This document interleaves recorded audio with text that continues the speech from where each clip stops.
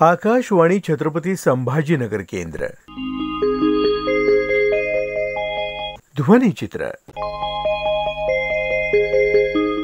सेवांकुर संस्थेच्या वतीनं डॉक्टर विजय चौथाईवाले यांचं विश्वपटलावरील भारत या विषयावर काल व्याख्यान झालं.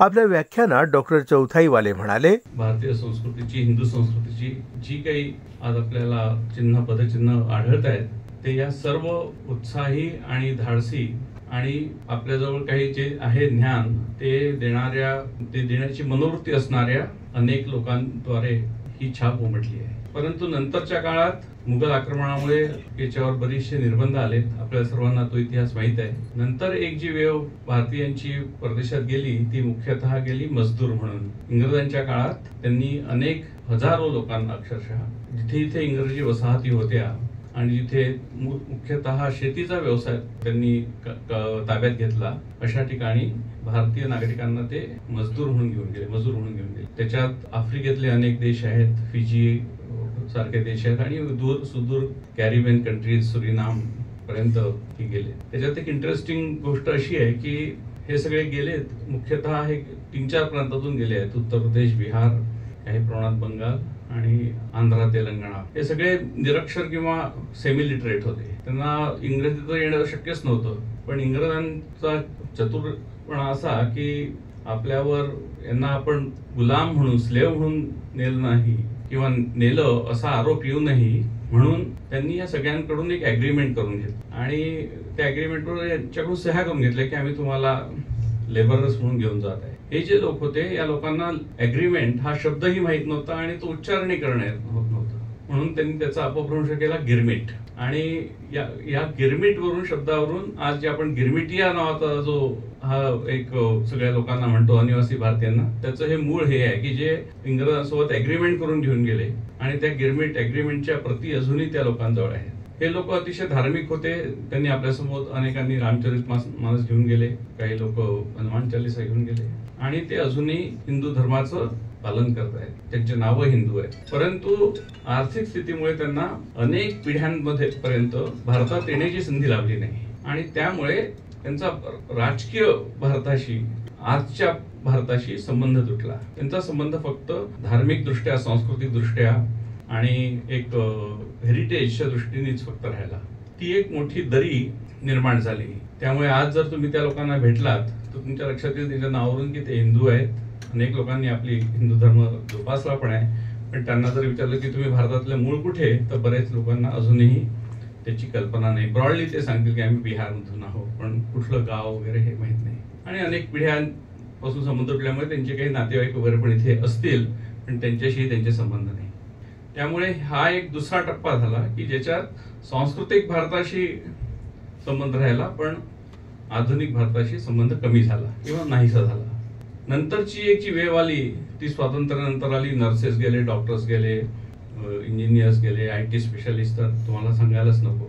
आणि ह्या एक नवीन प्रवाह भारताचा, भारतीय नागरिकांचा सुरू झाला. आणि आज ज्याला आपण इंडियन डायस्पोरा म्हणतो, तो इंडियन डायस्पोरा हा या सगळ्यांचं एक मिक्स्ड रिप्रेझेंटेशन आहे.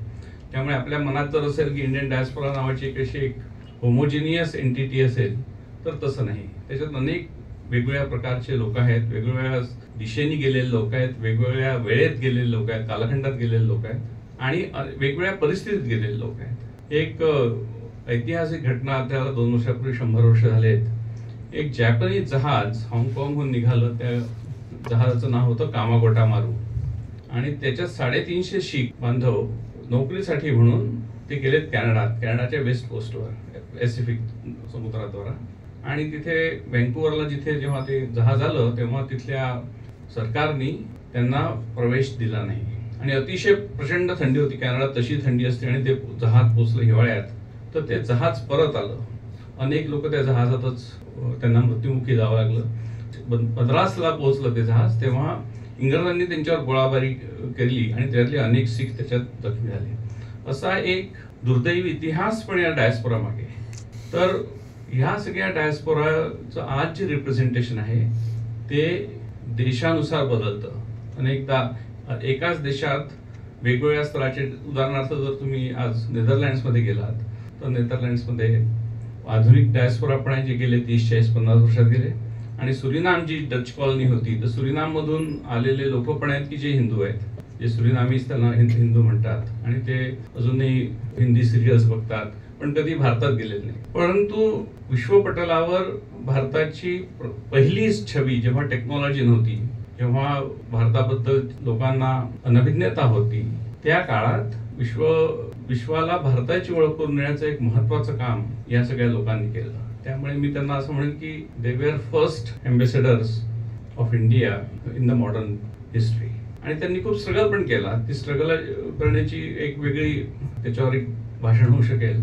परंतु त्या सर्व स्ट्रगल्समधून बाहेर येऊन एक भारताची इमेज उभी करणं हा एक मोठं काम त्यांनी केलं. बाकी अनेक गोष्टींचा इथे उल्लेख झाला. आयुर्वेदिक ज्ञान, आयुर्वेदाचं ज्ञान, योगा, आपलं डान्स, म्युझिक, आणि श्री पंडित रविशंकरांपासून श्री श्री रविशंकरपर्यंत.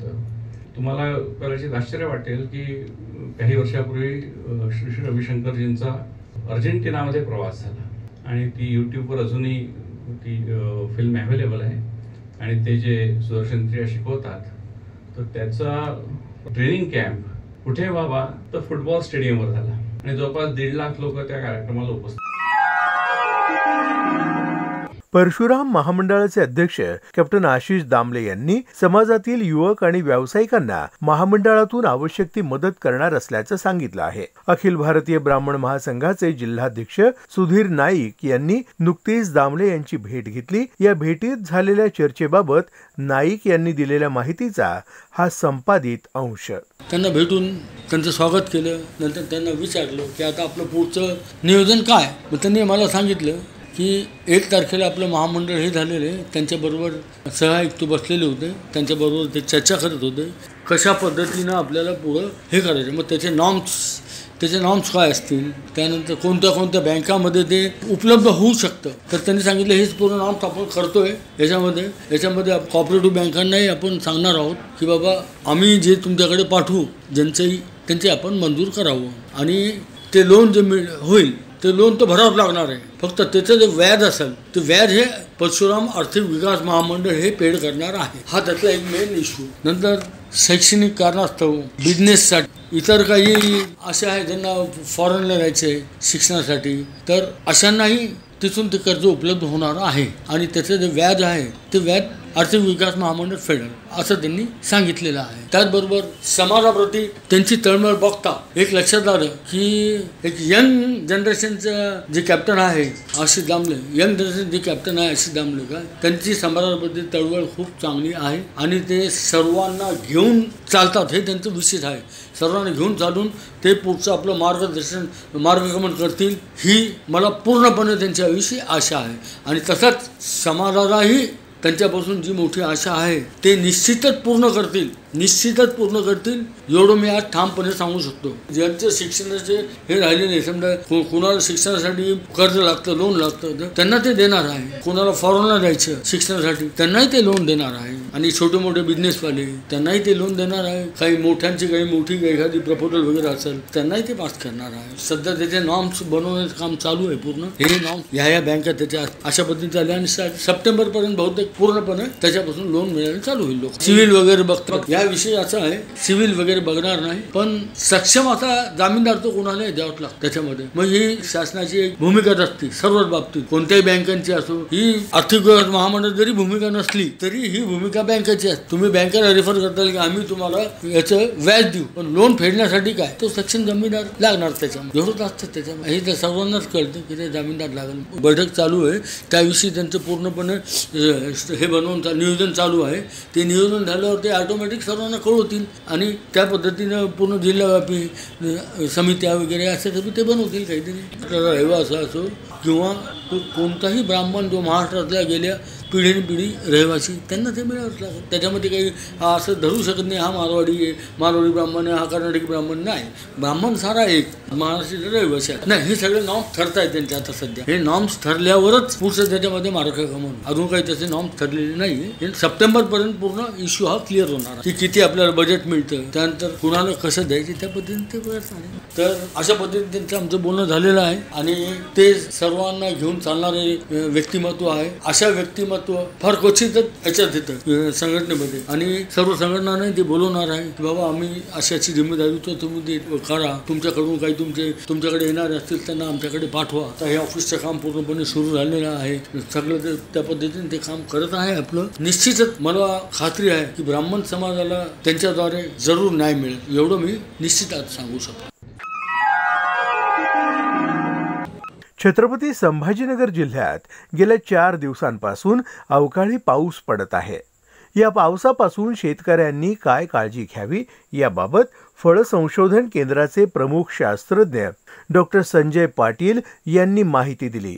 ते म्हणाले, राज्यात अनेक जिल्ह्यामध्ये विशेषतः छत्रपती संभाजीनगर जिल्ह्यामध्ये गेल्या 3-4 दिवसापासून वादळी वाऱ्यांसह झालेल्या अवकाळी पावसामुळे ज्वारी, गहू, बाजरी, मका, हळद, कांदा, टोमॅटो, वाटाणा, चारा यासह आंबा, काजू, डाळिंब, द्राक्ष, टरबूज, संत्रा, पपई, पेरू या फळपिकांचे मोठ्या प्रमाणावर नुकसान झालेले आहे. छत्रपती संभाजीनगर जिल्ह्यामधील जायकवाडी, कन्नड, चिकलठाणा, नागद, चापानेर, देवगाव रंगारी, बनोटी, घोरकुंड, तिडका, घोसला, लासूर स्टेशन, निल्लोड, शिल्लोड शहरासह धोत्रा, पानवडोद, खुलताबाद तालुक्यातील सुलतानपूरसह चिंचोली, पारोळा, चितेगाव, शेकटा, वैजापूर तालुक्यातील पारोळा, गारज, खंडाळा आदी ठिकाणी मोठ्या प्रमाणावर अवकाळी पाऊस झाला, तर काही ठिकाणी गारपीट देखील झाली. या वादळ वाऱ्यामुळे फळपिकांचं, विशेषतः आंबा या फळपिकाचं मोठ्या प्रमाणावर नुकसान शेतकऱ्यांचं झालेलं आहे.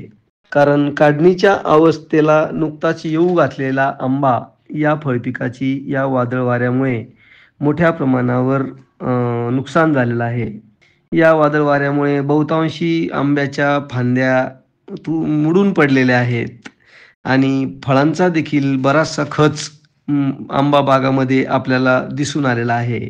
याची पाहणी करण्यासाठी फळ संशोधन केंद्र हिमायत बाग येथील शास्त्रज्ञाच्या पथकानं आंबाग्रस्त बागांना भेटी दिल्या आणि यामध्ये मोठ्या प्रमाणावर आंबा पिकाचं नुकसान झालेलं दिसून आलं. मग अशा परिस्थितीमध्ये शेतकऱ्यांनी न घाबरून जाता वादळ वाऱ्यामुळे बागेत पडलेल्या फांद्यांची आणि फळांची बागेबाहेर ताबडतोब विल्हेवाट लावावी. जर आपण ही विल्हेवाट लावली नाही तर बुरशीजन्य रोगांचा प्रादुर्भाव बागेमध्ये मोठ्या प्रमाणावर होऊ शकतो. म्हणून हे रोखण्यासाठी बागेत पडलेल्या फांद्या आणि फळं हे आपण बागेबाहेर टाकले पाहिजे. बऱ्याच ठिकाणी गारपीटग्रस्त आंब्याच्या फांद्या ज्या आहेत या धारदार करवतीनं कापून बागेबाहेर काढल्या पाहिजे. या फांद्या कापत असताना चांगली फांदी पिचणार नाही याची दक्षता आपल्याला घ्यावी लागेल. ज्या फळांना गारांचा मार लागलेला आहे अशी फळं काढून बागेमध्ये खड्डा करून पुरून टाकावी. ती फळं खड्ड्यात टाकल्यानंतर त्यावर कॉपर डस्ट पावडर एक 150 ते 200 ग्रॅम जर आपण टाकली तर त्या ठिकाणी बुरशीजन्य रोगाला अटकाव चांगला होऊ शकतो. ज्या फळांना जी बिंडागी फळ आहे अशा फळांची वेचणी करून ती स्वच्छ धुवून या फळांची बाजारपेठेमध्ये कैरी म्हणून जर आपण विक्री केली तर त्याला देखील शेतकऱ्यांना 4 पैसे मिळू शकतात. काही झाडांना जर इजा झाली असेल तर ताबडतोब आपण कार्बेंडेंजिम किंवा बोर्डो मिक्सचर 2% या मिश्रणाची त्या झाडावर फवारणी केली पाहिजे. ज्या ठिकाणी आपण फांद्या तोडणार आहोत त्या फांद्यांना बोर्डो पेस्टचा लेप लावायला विसरू नये, कारण अशा ठिकाणी भविष्यामध्ये बुरशीजन्य रोगाचा मोठ्या प्रमाणावर प्रादुर्भाव होऊ शकतो. काही ठिकाणी नवीन आंब्याच्या फळबागा लावलेल्या आहेत, या फळबागा वाऱ्यामुळे झुकलेल्या आहेत. त्या झाडांना सरळ करून त्या ठिकाणी त्यांना काठीचा आधार देणं देखील अत्यंत आवश्यक आहे. म्हणजे अशा प्रकारे शेतकऱ्यांनी या संकटाला डगमगून न जाता अशा पद्धतीनं जर आपण बागेची काळजी घेतली तर निश्चितच आपण आपली आंबा फळबाग या अस्मानी संकटातून काही प्रमाणात वाचवू शकतो. ध्वनिचित्राचा हा कार्यक्रम आकाशवाणी छत्रपती संभाजीनगर केंद्राच्या प्रादेशिक वृत्त विभागानं सादर केला.